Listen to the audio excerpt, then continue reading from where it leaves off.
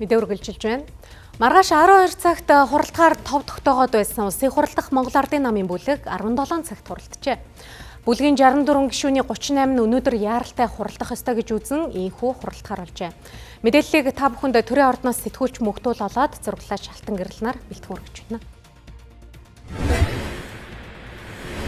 За энэ орой мэндийг хүргье. Тэгээд улсын хурал дахь Монгол Ардын намын бүлгийн ээлж тус хуралдаж дууслаа.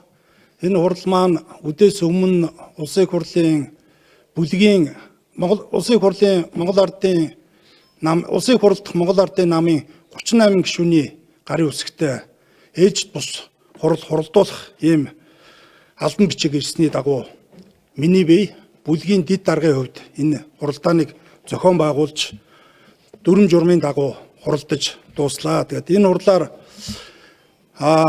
хоёр асуудал хэлэлцлээ.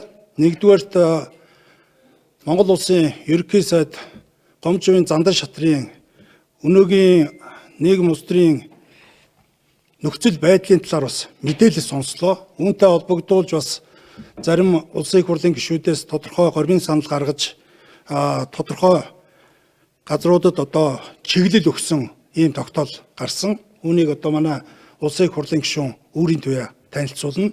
За хоёрдугаарт улсын хурал дахь Монгол Ардын намын бүлгийн дарга Жаданбын Бат Эрдэнэийг чөлөөлөх асуудлыг бас хэлэлцэж шийдвэрлсэн. Энэ асуудлыг манай улсын хурлын гишүүн Наранбаатар нарын 38 гишүүн энэ саналыг гаргаж шийдэлд хүрсэн. Энийг манай улсын хурлын гишүүн Наранбаатар танилцуулна. Мөн холбогдох одоо байнгын ороо засгийн газрын гишүүд одоо бас энэ гаргасан шийдвэртэй холбогдуулж бас та бүхэнд мэдээлэл өгнө.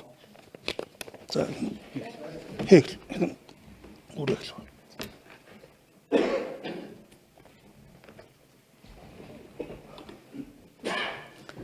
За та бүхэнд орой минь хүргэе.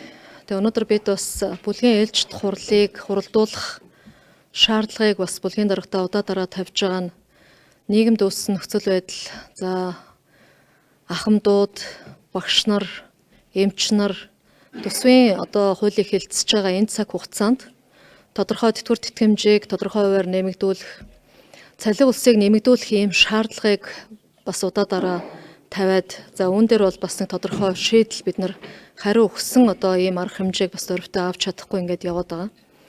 Энэ асуудал дээр бүлэг ялангуяа Монгол улсын их хуралд 68 суудалтай эрх баригч намын бүлгийн хувьд бол улс төрийн шийдэл гаргаж ажиллах юм зайлшгүй шаардлагатай гэж үзсэн.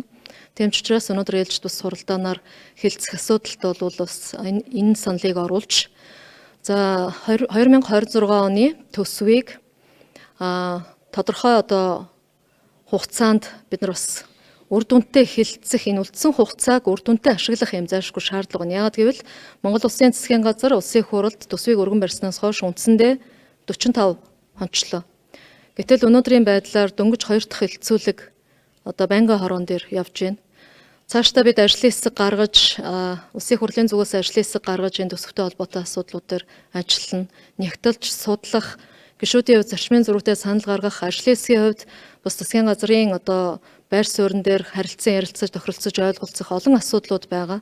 Тэгээ үүний нэг гол асуудал бол одоо маргааш багш нар бас ажил хаях мэдээлэлээ 15-нд ингээд ажил хайна гэдэг энэ мэдээлэлээ өгөөд, за сургууль цэцэрлэг, энэ боловсролын байгууллага ер нь цаашдаа яах юм бэ гэдэг асуудал хөндөгдөж байна. Тэгээ энэ цаг үед бид бас өөрсдийн нөөц боломжийг дайчилж, за тодорхой зардлуудыг хасаж танах, хөрөнгө оруулалтын ажлуудаа ирэмблэх, шаардлагатай одоо зардлууд дээр бас хасалт хийж иж энэ төсвийн одоо ачааллыг тэнцвэржүүлэх маягаар одоо багш эмч нарын цалин нэмэгдүүлэх, тэтгэвэр тэтгэмжийг хууль заасан хувь хэмжээгээр нэмэгдүүлэх энэ асуудлыг бол оруулах нь зүйтэй гэж үзсэн.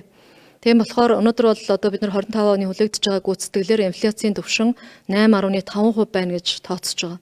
Тийм болохоор хуулийн хүрээнд бол бид нар энэ инфляцийн түвшинтэй уялдуулж тэтгэврийг нэмэх үүрэгтэй. Тийм учраас энэ 6%-ийг 8.5 болж нэмэгдүүлэх, эмч багш нарын цалин хөлсийг төсвөөс хэмнэж болох зардлын тооцооллоо гаргаж, улсын хурлаас энэ ажлын хэсэг яаралтай батлуулж, за энэ ажлын хэсэгтэй хамтарч ажиллаж боломжит хэмжээнд нэмэх энэ асуудлууд дээр тодорхой шийдлүүдийг гаргах ийм үүрэг чиглэлийг одоо засгийн газарт За мөн одоо бүлгээс шаардлагатай бол энд ажлын хэсэг гаргаж ажиллах ийм шаардлагатай байна гэдэг саналыг оруулж хэлэлцүүллээ.